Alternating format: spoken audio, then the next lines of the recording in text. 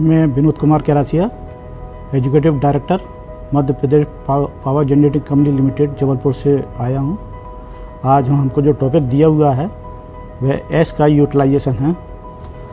तो मध्य Pradesh power generating company limited ने राख के उपयोग में उत्कृष्टता एवं सफलता की कहानी बनाई है, जो मैं आपके सामने प्रस्तुत कर रहा हूँ। इस प्रशिक्षण का उद्देश्य है कि प्रतिभागियों को फ्लाई ऐश यानी राख के वैज्ञानिक, पर्यावरणीय और व्यावसायिक पक्षों की समग्र जानकारी दी जाए। यह पाठ्यक्रम विशेष रूप से उन कर्मचारियों और पेशेवरों के लिए तैयार किया गया है जो ऊर्जा, निर्माण या पर्यावरणीय प्रबंधन से जुड़े हैं, ताकि वे फ्लाई ऐश के प्रभावी उपयोग, सुरक्षित निपटान और उससे जुड़े नवाचारों को समझ सकें और अपने कार्यक्षेत्र में उसे लागू कर सकें। तो चलिए एक एक करके समझते हैं हर मॉड्यूल में हमने क्या क्या सीखा। मॉड्यूल 1 MPPGCL और राख उपयोग की पृष्ठभूमि। इस मॉड्यूल में हम जानेंगे कि फ्लाई ऐश का उत्पादन कैसे होता है और मध्य प्रदेश पावर जनरेटिंग कंपनी द्वारा इसे किस प्रकार उपयोग में लाया जा रहा है। मॉड्यूल 2 राख उपयोग की वर्तमान स्थिति। इस मॉड्यूल में हम जानेंगे कि राख के दो मुख्य प्रकार बॉटम ऐश और फ्लाई ऐश के निर्माण और संग्रहण की प्रक्रिया को विस्तार से समझा। मॉड्यूल 3 रेल परिवहन और नवाचार। इस मॉड्यूल में हम जानेंगे कि किस तरह रेल परिवहन के माध्यम से फ्लाई ऐश का दूर दराज स्थानों तक वितरण किया जाता है और कैसे नवाचारों ने इसे और अधिक प्रभावी बनाया है। मॉड्यूल 4 इनलाइन लोडिंग प्रणाली। इस मॉड्यूल में हम जानेंगे कि इनलाइन लोडिंग प्रणाली की तकनीकी प्रक्रिया क्या होती है और यह कैसे राख की कुशलता से हैंडलिंग सुनिश्चित करती है। मॉड्यूल 5 सीमेंट उत्पादन में राख का उपयोग। इस मॉड्यूल में हम जानेंगे कि सीमेंट निर्माण में फ्लाई ऐश कैसे मिलाई जाती है और क्लिंकर ग्राइंडिंग यूनिट्स की क्या भूमिका होती है। आइए अब पहले मॉड्यूल की ओर बढ़ते हैं।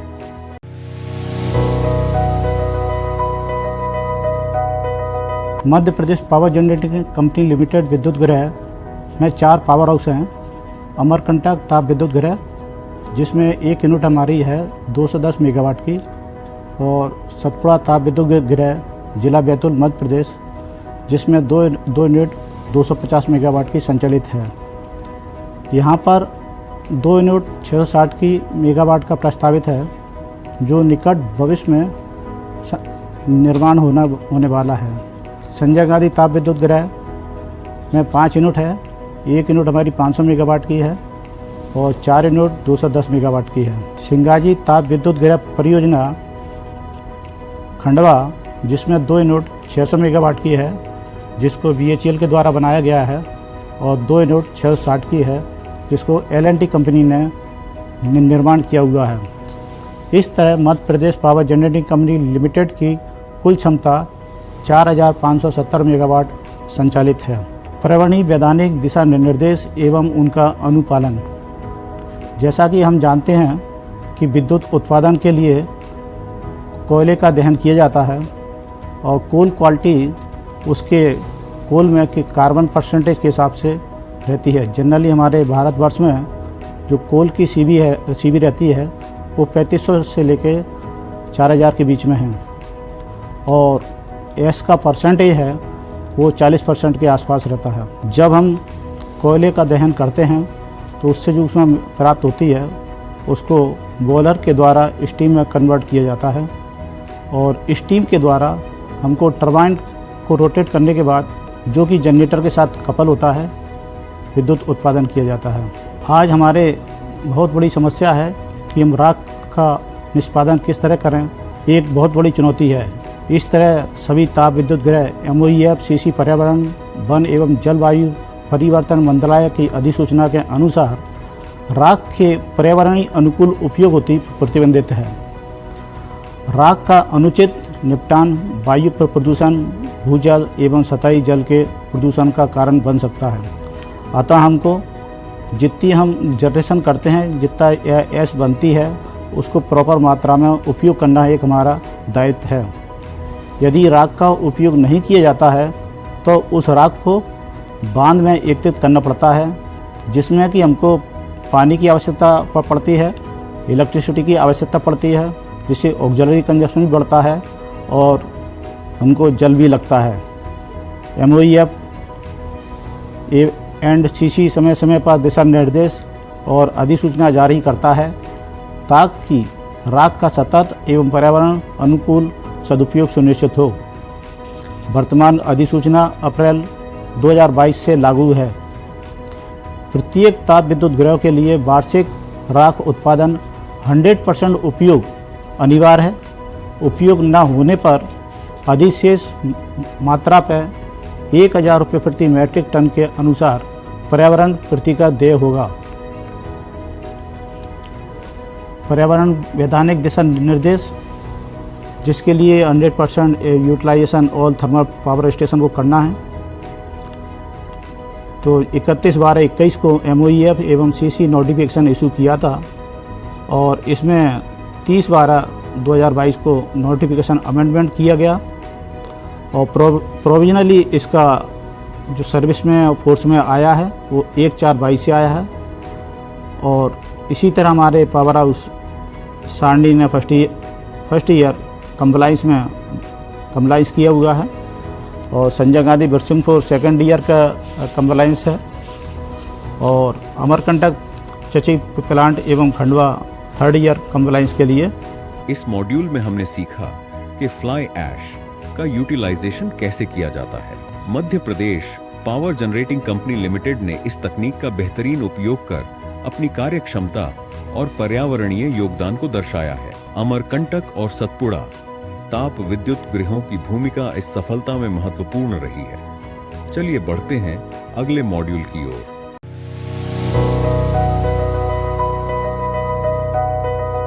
मध्य Pradesh power generating company limited ताप विद्युत गृह में राख उपयोग की स्थिति जो मैं आपको बता रहा हूँ कि राख का कैसे पैदा होती है और राख में क्या क्या चीज़ होती है। तो एक बॉयलर का एक पूरा स्ट्रक्चर होता है। जब हम कोयले को जलाते हैं तो बॉयलर में 2 पास होते हैं, फर्स्ट पास एवं सेकंड पास।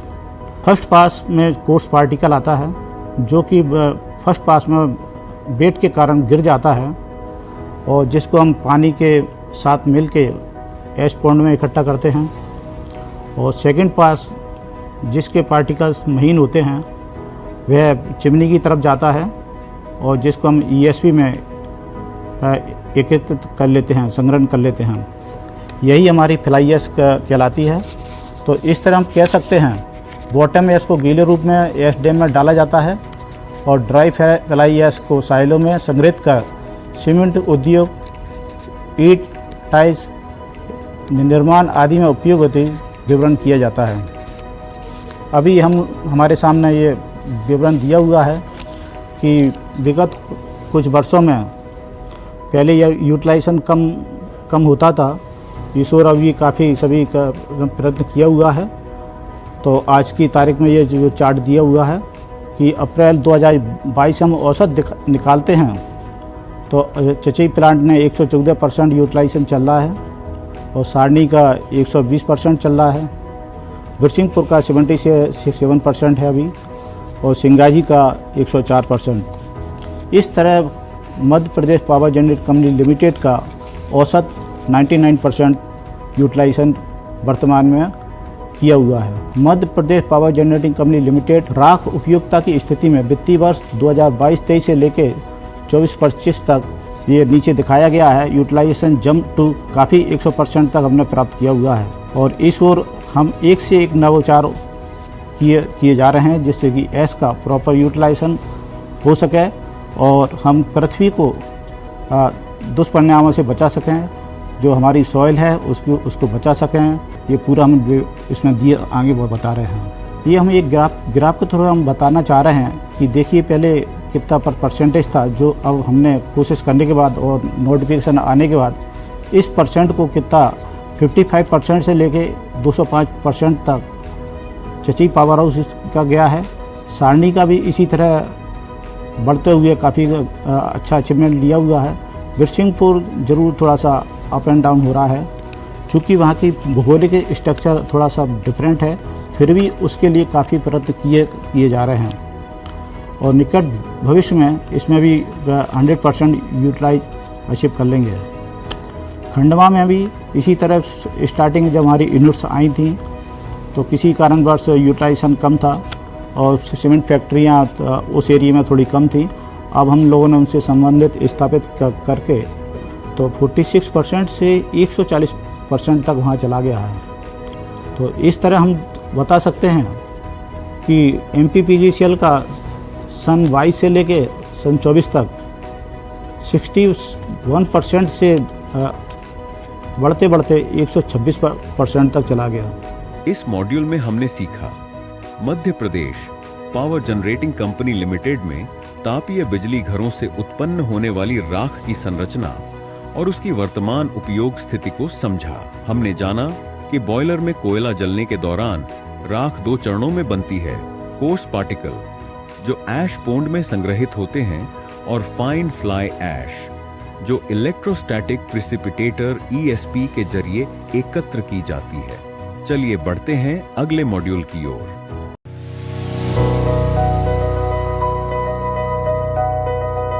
दीर्घकालीन राख उपयोग को बढ़ावा देने के लिए MPPGCL द्वारा दिए गए नवाचार प्रयास। हम अभी जो एस जनरेशन होती है तो साइलो प्लस जो एस डाइक में है हम रेल के माध्यम से दूर तक उसको भिजवा रहे हैं। STP खंडवा में ड्राई एस कन्वेइंग एवं in line rail loading system बूट्स आधार पर निर्माणाधीन है। STPS सांडी एवं SSTP खंडवा में सीमेंट क्लिंकर ग्राइंडर इकाई की स्थापना। मैं थोड़ा सा इसमें बताना चाहता हूँ कि एक्चुअल सीमेंट में इसका कितना उपयोग होता है और सीमेंट में किस तरह क्लिंकर बनता है और उसको इस एश के साथ में मिलाकर सीमेंट का निर्माण किया जाता है। जनरली हम जो सीमेंट बनाते हैं उसके लिए पहले लाइमस्टोन को और लाइमस्टोन में स्थापित जो रहती हैं इम्प्योरिटीज जैसे कैल्शियम कार्बोनेट है, एल्युमिनिया है, आयरन है, इन सब को लेके हम एक जो सीमेंट कंपनी रहती है उसमें एक क्लिंकर रहता है। इसमें से 1500 से डिग्री से लेके 1600 डिग्री तक टेम्परेचर को बढ़ाया जाता है। तो जो भी इसके साथ लाइमस्टोन के साथ इम्प्योरिटीज और दूसरी चीज़ रहती है वो सब उसमें फ्यूजन होके एक क्लिंकर का रूप ले लेती है और क्लिंकर को बाद में जाके ग्राइंड करके उसको पाउडर फॉर्म में लिया जाता है। और जैसा कि आप सभी लोग जानते होंगे जिप्सम से क्या रहता है कि उसकी जमने की क्षमता को आगे पीछे किया जाता है, डिपेंड किया जाता है, जो मैं आपको सामने अभी बताना चाह रहा हूँ। ये मैं चित्र के माध्यम से बताना चाह रहा हूँ कि अब हम लोग कितने द्वारा नई विधि एवं विशेष तकनीकी लक्ष्य पूर्ति की दिशा में पहल कर रहे हैं। SSTP खंडवा एवं STPS सांडी ड्राई फ्लाई ऐश का पर्याप्त आर्द्रता के साथ कंडीशनिंग कर परिवहन करने के साथ साथ पॉन्ड ऐश का परिवहन भी किया जा सकता है। रेलवे माध्यम से दूरस्थ स्थानों में राख का परिवहन किफ़ायती होता है। एन बॉक्स वैगन की रैक में एक बार में लगभग 4000 मीट्रिक टन राख का परिवहन पर्यावरण अनुकूल तरीके से किया जाता है। इसी तरह STPS Birsinghpur dry fly ash को कंटेनर में भरकर BLCC रैक द्वारा रेलवे माध्यम से दूरस्थ स्थानों पर भेजा जाता है।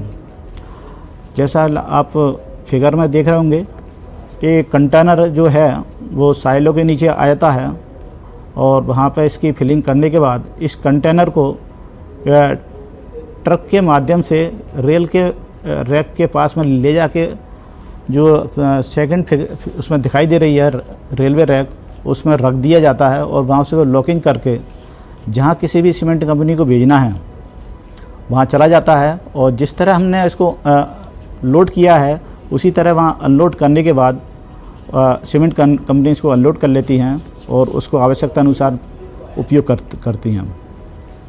STPS कंटेनर लोडिंग में भी आप देखे हैं इसी तरह का रहता है कि हमारे पास जो साइलो हैं, साइलो में ड्राई फ्लाई ऐश एकत्रित रहती है और उसको कंटेनर में भर लेते हैं। कंटेनर में डालने के बाद फिर जो आपको नीचे व्हीकल्स दी है उससे लाने के बाद रैक में दिया जाता है। एक दूसरा तरीका और आपको फिगर के चौथे नंबर पर देख रहे होंगे कि जैसे हम लोग कोल माइंस में कोल को लोड करते थे, उसी तरह हम एस को भी लोड कर रहे हैं कि प्लेटफॉर्म पे हम एस डैम से प्लस साइलो से दोनों एस को हम प्लेटफॉर्म पे इकट्ठा कर लेते हैं। और चूंकि वो उड़े ना, तो उसके लिए हम स्प्रे कर लेते हैं, उसमें कुछ स्प्रिंकलर चला के उसको ध्यान में रखे, उसे डायरेक्ट हम रेलवे की वैगन में लोड करते हैं। और ये वैगन जो भी फर्म रहती है अपने हिसाब से बॉम्बे, पूना और सीमेंट जिस कंपनी का उनका अनुबंध होता है वहाँ उसको ले जाते हैं और उपयोग होता है। आज एक हम लोग बोल सकते हैं या बता सकते हैं, ये हमारे लिए एक बहुत बड़ी चीज़ है कि आज एस का उपयोग हो रहा है और पर्यावरण में सभी लोग सहयोग कर रहे हैं। इसके उपयोग से ये सोचो कि जो पहले आदमी लाइम स्टोन है या दूसरे स्टोन हैं या किले है, मट्टी है, उसका उपयोग होता था, क्योंकि पृथ्वी को इस तरह हमारे फ्यूचर के लिए बचा के रख रहे हैं। ये बहुत ही अच्छा बात है, बहुत बढ़िया स्टेप उठा रहे हैं, सभी उठाना भी चाहिए। और अब मैं ये आपको बताना चाह रहा हूँ कि MPPGCL द्वारा अपनाई गई नई एवं विशेष तकनीकी लक्ष्य पूर्ति दिशा में पहल के ये फिगर बताए हैं कि क्रेन ऑपरेटर के द्वारा पूरे कंटेनर को उठाकर उसको पकड़कर उसमें ये आप नीचे दिया हुआ है रेल के, उसको प्लेटफॉर्म पर रखा जाता है। इससे साथ साथ में पेमेंट भी होता है कि कितना एस का ट्रांसपोर्ट हुआ, कंटेनर में कितनी एस आई। तो ये भी एक बहुत बड़ा मतलब जो नियम है, गाइडलाइन है सरकार की, उसका भी पालन हो जाता है।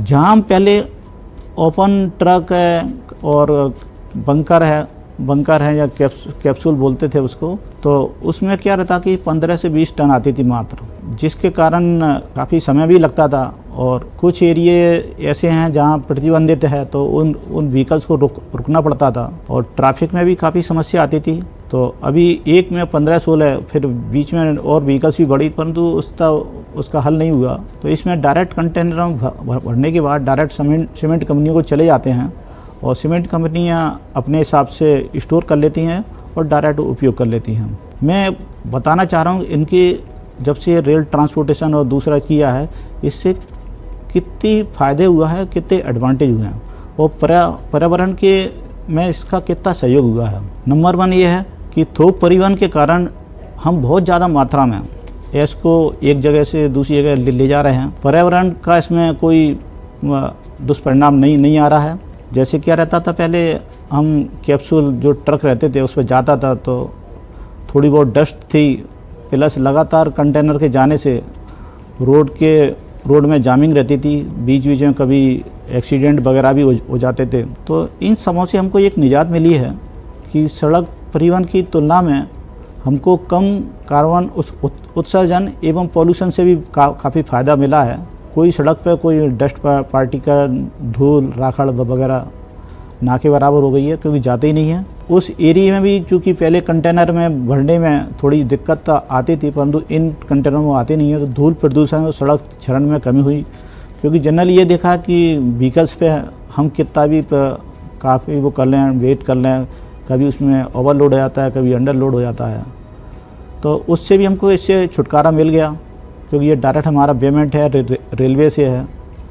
तो सड़क जो बीच में कभी ख़राब होती थी, क्योंकि सड़क का जो रहता है ट्रक का कभी डायरेक्शन चेंज करता है, तो उस पर लोडिंग चेंजेज होती है, इस कारण रोड भी ख़राब हो जाती थी।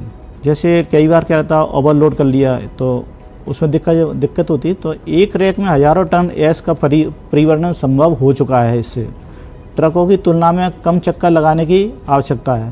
पहले क्या था कि जो बल्कर हैं, ट्रक है, वो सब लाइन से लगे रहते थे, प्लस काफ़ी टाइम उन्हें वेट करना पड़ता था।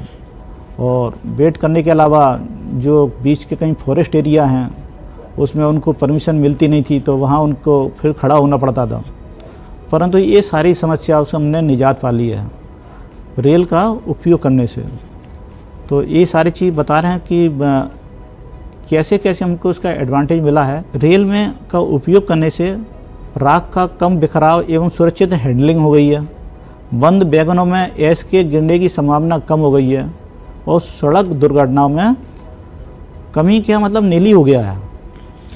संचालन में विश्वसनीयता, ट्रैफिक और मौसम में कम प्रभावित। जनरली पहले क्या होता था कि कंटेनर है, हैवी रेन हो गई तो उसके अंदर जो एस है उस पानी जब गिरता था तो जब कंटेनर ठंडा हो जाता तो एस उसमें जाम हो जाती थी, वह एक प्रॉब्लम आती थी। परंतु ये एकदम ही वैक्यूम टाइप के हैं और चूँकि इसमें ज़्यादा समय लगना नहीं है एक जगह से दूसरी जगह, क्योंकि कंटेनर को खड़ा रहना पड़ता था, इसको खड़ा रहना नहीं पड़ता। और इसमें हमको रेलवे को भी आय हो रही है, साथ साथ कम पैसे में सीमेंट कंपनियों को एस मिल रही है। तो ये वह सब चीज़ जो एडवांटेज है वो उसमें बताया हुआ है। और इस हेतु हमने पर्यावरणीय अनुपालन में जो सहायता मिल रही है 100% एट उपयोग लक्ष्य प्राप्त करने में हमको बहुत बड़ा योगदान हो रहा है। सीमेंट प्लांट आदि दूरस्थ उपयोगिता तक आपूर्ति संभव, कम मानव संसाधन एवं लॉजिस्टिक बोझ, कम वाहन प्रबंधक की आवश्यकता, लोडिंग अनलोडिंग प्रक्रिया आसान हो गई है। इस मॉड्यूल में हमने सीखा दीर्घकालिक राख उपयोग को बढ़ावा देने के लिए मध्य प्रदेश पावर जनरेटिंग कंपनी द्वारा किए गए नवाचारों को समझा, जैसे कि संयंत्रों से रेल के माध्यम से फ्लाई ऐश का प्रभावी वितरण। साथ ही हमने यह भी जाना कि सीमेंट निर्माण में फ्लाई ऐश का किस प्रकार उपयोग होता है और किस तरह क्लिंकर निर्माण व जिप्सम मिश्रण से सीमेंट की गुणवत्ता नियंत्रित की जाती है। चलिए बढ़ते हैं अगले मॉड्यूल की ओर।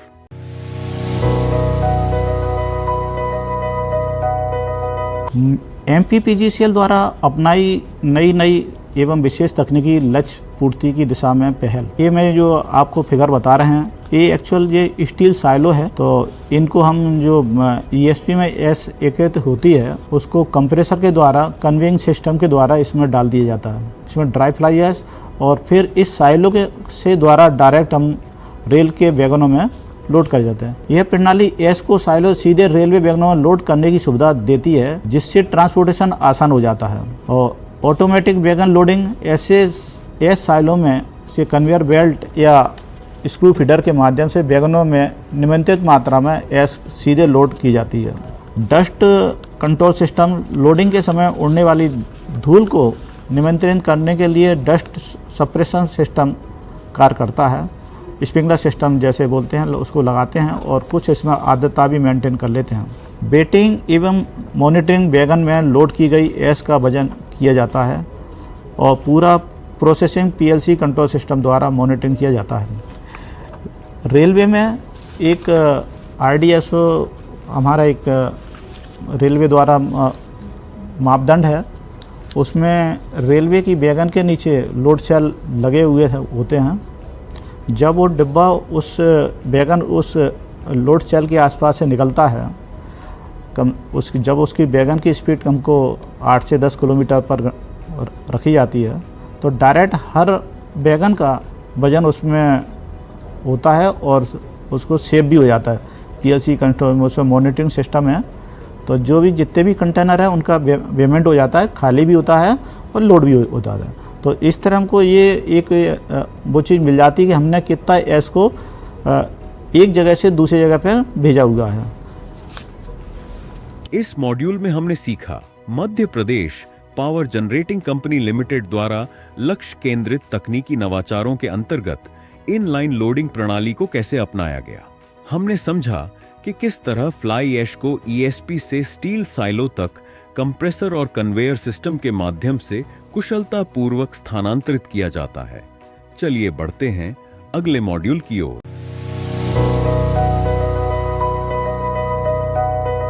इसी तारतम्य में एक और हम बताना चाह रहे हैं MPPGCL द्वारा सतपुड़ा ताप विद्युत सारणी एवं सिंगाजी ताप विद्युत परियोजना खंडवा में सीमेंट ब्लेंडिंग क्लिंकर ग्राइंडर इकाई की स्थापना की जा रही है। अभी हमने इस शुरू में बताया था कि जो सीमेंट कंपनियां बनाती हैं वो क्लिंकर बनाती हैं, क्लिंकर को ग्राइंड करती हैं, उसके बाद जो फ्लाई ऐश है उसमें लास्ट स्टेज में जाके मिक्स करती हैं। और अब रहता है कि सीमेंट की क्वालिटी कैसी बनाती है उस हिसाब से हम ऐश को मिक्सिंग करते हैं। और जिप्सम भी ये डिसाइड करता है कि उसकी जो सेटिंग रहती है उसको नियंत्रण करने के लिए उपयोग की जाती है।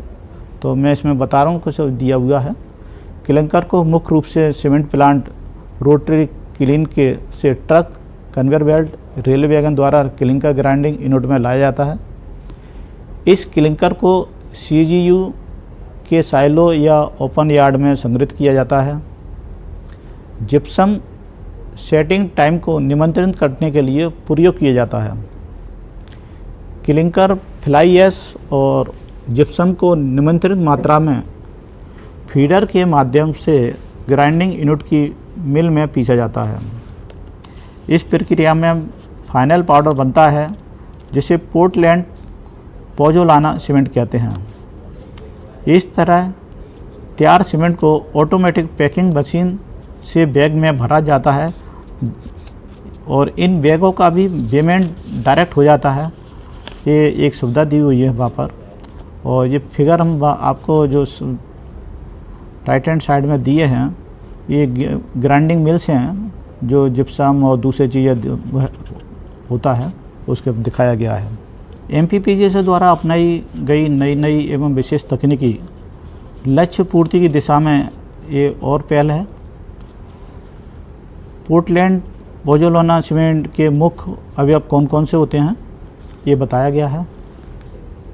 इसमें क्लिंकर लगभग 50 से 70% होता है। इसमें जो मिक्सिंग की जाती है, फ्लाई ऐश लगभग 15 से 35% रहती है और जिप्सम की मात्रा 3 से 5%। मिक्सिंग और पीसने की प्रक्रिया, इन तीनों को सटीक अनुपात में मिलाना जाता है।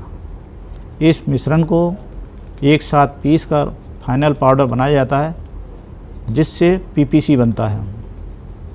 इसमें कुछ एडवांटेज और फ़ायदे हैं जो बता रहे हैं। फ्लाई ऐश के कारण PPC पर्यावरण के लिए अनुकूल है। इसकी लॉन्ग टर्म स्ट्रेंथ OP से बेहतर होती है। पानी की आवश्यकता थोड़ी अधिक होती है लेकिन स्ट्रेंथ धीरे धीरे बढ़ती जाती है। राइट साइड में जो दिखाया गया है, सीमेंट उत्पादन प्रक्रिया, पहले क्लिंकर का भंडारण है, ग्राइंडिंग है, पैकिंग है, फिर जिप्सम का उपयोग है, फिर सीमेंट का निर्माण होता है, फिर वितरण होता है, फिर ये मार्केट में पहुंच जाता है। ये जो हमारे ताप विद्युत गृह दिए हुए हैं उसमें ये दिखाया गया है कि एक्चुअल जो कोयला है हमारा लिग्नाइट वाला, वो कोल माइन से आता है। कोल माइन से रेल के माध्यम से, ट्रकों के माध्यम से आने के बाद उसको हम कोल हैंडलिंग प्लांट में एकत्रित करते हैं और कुछ को द्वारा बेल्ट के माध्यम से, जिसको हम CHP कोल हैंडलिंग प्लांट बोलते हैं, वहाँ से जाते।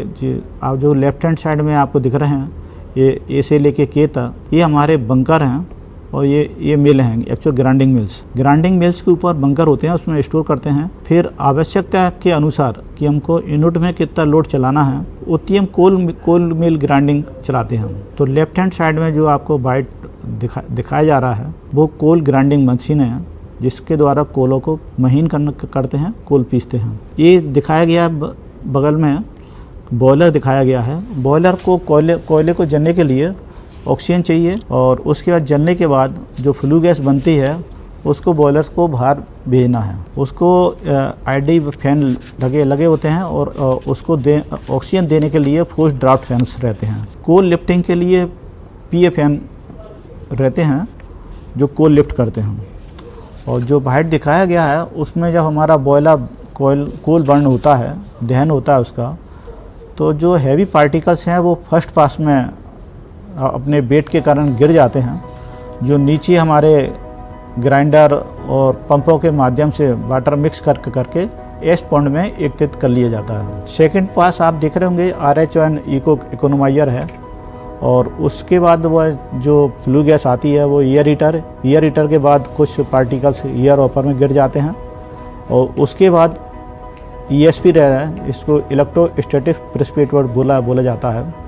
वहाँ पर इलेक्ट्रिक फील्ड जनरेट करने के बाद उसको एस को कलेक्टिंग इलेक्ट्रोड इमिटिंग इलेक्ट्रोड बीच में आयोनाइज करने के बाद इकट्ठा कर लिया जाता है और हैमर और वाइब्रेशन से उसको हॉपर में एकत्रित कर लिया जाता है। वहाँ से एक एस हैंडलिंग प्लांट में सिस्टम है जिसकी किस तरह कन्वे किया जाता है उसके लिए ESP के नीचे वैक्यूम सिस्टम है जो कि ESP के हॉपर से खींचे और फिर खींचने के बाद नोवा तक आता है और नोवा के बाद ट्रांसपोर्टिंग मतलब प्रेशराइज सिस्टम रहता है जिसको साइलो में ले जाता है। अब साइलो में इनकेस अगर कहीं ट्रक नहीं आ पाते हैं, रेल नहीं आ पाती है, तो उस साइलो की ऐश को भी हम वाटर में मिक्स करके हम ऐश पॉन्ड में डाल देते हैं। कभी जैसे फेस्टिवल्स वगैरह या कोई दूसरे कारण आते हैं तो वह इस तरह की हमारी प्रबंध दिया हुआ है। अब हमको जो चिमनी दी है वह हमको जिसको PPM में मेजर किया जाता है उसमें ऐश की परसेंटेज को कंट्रोल किया जाता है, इसको मॉनिटरिंग भी की जाती है। तो सारी ऐश हम ESPs में कलेक्ट कर लेते हैं और स्टैक के द्वारा हम लोग बिल्कुल उसको महीन सारी ऐश का 20, 30, 40, 50 पहले जो डिज़ाइन थी, कोई किसी की डिज़ाइन 100 डिज़ाइन है, किसी 50 है, इस तरह किया जाता था। तो ये तो हमारा बॉयलर में जितने भी प्लांट हैं कोई कहीं भी हो प्रदेश में, चाहे NTPC का हो, चाहे स्टेट का हो, चाहे प्राइवेट का हो, ये जो ओवरव्यू दिखाया है इस हिसाब से ऐश का जनरेशन होता है। पहले हम लोग आपको बता चुके हैं कि ऐश डिपेंड करती है कोयले पे, और कोयले में जो कार्बन परसेंटेज है वो हम इंडिया में 40% के आसपास है, और इसमें 40% का जो ऐश है 20% ऐश है वो बॉटम ऐश में कलेक्ट हो जाती है, 80% ESP में कलेक्ट होती है। तो इस तरह हम ऐश को अभी वर्तमान में 100% यूटिलाइज कर रहे हैं। और अगर इन जो नोटिफिकेशन आए हैं गवर्नमेंट के द्वारा कि एक साल में नहीं तो दूसरे साल में दूसरे, तो इस तरह लेके एक बैंड वो दिया हुआ है कि इतने साल में करना है और ये कैरी फॉरवर्ड होता जाता है। नहीं हुआ तो फिर आपके ऊपर पेनल्टी है। तो उस चीज़ को करने के लिए और प्लस पॉल्यूशन को देखते हुए अभी हम लोग एक से एक नए उपयोग कर रहे हैं। और इस ऐश का उपयोग अभी जो किया जा रहा है कि लो लाइन एरिया के फिलिंग में भी हो रहा है, टाइल्स भी बन रही हैं, सीमेंट भी बन रही हैं, ब्रिक्स भी बन रहे हैं। और हम देखा जाए जो पहले एस्बेस्टस की शीट रहती वो भी बन रही है। अभी जितने भी ब्रिक्स बन रहे हैं, पुल बन रहे हैं, उसकी फिलिंग हो रही है और साथ साथ में बगल में जो बॉल रहती है वह भी उससे मिला के बन रहे हैं। तो आज की डेट में देखा जाए तो ऐश का यूटिलाइजेशन दिन प्रतिदिन बढ़ता ही आ रहा है और इस पे ये जागरूकता आई है, ये बहुत अच्छी बात है। जो टाइल्स वगैरह सब चीज़ हो रही है इसकी जो डिपेंड करता है कैसे क्या रहता है। और आज मार्केट में मैनुअल मशीन उपलब्ध है, ऑटोमेटिक मशीन उपलब्ध है, जो सिर्फ मशीनों में एक साइड में आप ऐश भर दीजिए, एक साइड में सीमेंट कंक्रीट या जो भी है मिक्सिंग कर दीजिए तो पूरे ब्लॉक रहते हैं। वो बहुत फास्ट मैन्युफैक्चरिंग ब्रिक्स की होती है। और आज जो पब्लिक है उन ब्रिक्सों को उपयोग कर रही है। पहले जो लाल ब्रिक्स वो रहती थी, आज हम लोग सीमेंट वाली उपयोग कर रहे हैं, हम इसकी ऐश वाली उपयोग कर रहे हैं। ये बहुत ही फ़ायदेमंद है और स्ट्रेंथ भी काफ़ी आती है। और इसमें कुछ ब्लॉक्स रहते हैं, होलो ब्लॉक्स, इसके कारण ये टेम्परेचर रेजिस्टेंस का भी काम करता है। प्लस इससे जो बिल्डिंग स्ट्रक्चर है या और कुछ है, चूँकि डिज़ाइन इस तरह किए जाते हैं पुलों के, तो ग्रिपिंग बनाई जाती है, तो इसका निर्माण बहुत ही फास्ट हो गया आज की डेट में। तो इसमें ऐश के बारे में यही था कि हमारे पास कितने परसेंटेज कहाँ हैं, अभी किस तरह चल रहे हैं। और नोटिफिकेशन भी सरकार ने दिए हुए हैं, ना करने पर पेनल्टी है। और अगर हम फ्लाई ऐश का उपयोग करते हैं तो हमको पानी की भी बचत होती है, पॉल्यूशन का भी हम मतलब पानी का भी हम सेफ्टी रखते हैं, जो कि वाटर हमारे लिए आवश्यक है। और जल थल पानी जैसा बताया है तो हम इसको सेव करते हैं, यही हमारी सबसे बड़ी चीज़ उसके लिए है। तो बस ऐश के लिए ही इतना ही काफ़ी है कि हम लोग ऐश का उपयोग फ्यूचर में करते जाएं और सारी जनता को जागरूक करें। और मार्केट में एक से एक नई टेक्नोलॉजी आ रही हैं, किस तरह हम टाइल्स बनाएं, किस तरह हम सीटें बनाएं।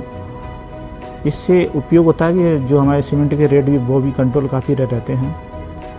और सीमेंट से निर्मित ईंट का उपयोग किया जाए, जिससे हमारी एस की, हमारी अर्थ की सेफ्टी हो सके। इस मॉड्यूल में हमने सीखा MPPGCL द्वारा सतपुड़ा ताप विद्युत संयंत्र और खंडवा परियोजना में सीमेंट ब्लेंडिंग एवं क्लिंकर ग्राइंडिंग यूनिट की स्थापना की जा रही है। हमने यह भी जाना कि किस तरह सीमेंट कंपनियां क्लिंकर तैयार कर उसे ग्राइंड करके अंत में फ्लाई ऐश मिलाकर सीमेंट उत्पादन करती है। चलिए बढ़ते हैं कोर्स के निष्कर्ष की ओर।